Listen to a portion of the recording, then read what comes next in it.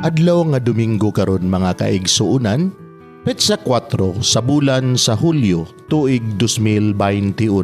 Ang pagbasa kinutlo gikan sa Ebanghelyo sumala ni San Marcos, kapitulo 6, bersikulo 1 ngadto sa 6. Si Jesus mibiya ni adtong dapita ug mipauli sa iyang lungsod ug mikuyog kaniya ang iyang mga tinun-an.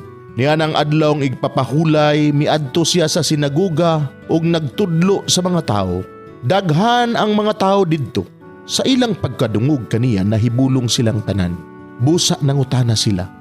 Diin man niya hikat-uni kining tanan. Unsa mang matanga sa kaalam kining nabatunan niya. O giunsa man niya paghimog mga milagro. Dili ba siya mao ang panday nga anak ni Maria ug igsuon nila ni Santiago, ni Jose, ni Judas ug ni Simon? Dili ba ang iyang mga igsuong babay aniya man dinhi magpuyo? Tungod niini wala mutahod kaniya ang mga tao. Ug miingon si Jesus kanila, ang propeta gitahod sa tanang dapit gawas lang sa iyang kaugalingong lungsod, mga kadugo ug banay. Wala siya makahimog milagro didto gawas sa paghikap ni adtong pipila ka masakiton og sa pag-ayo kanila. Natingala siya sa pagkawala nilay pagtuo.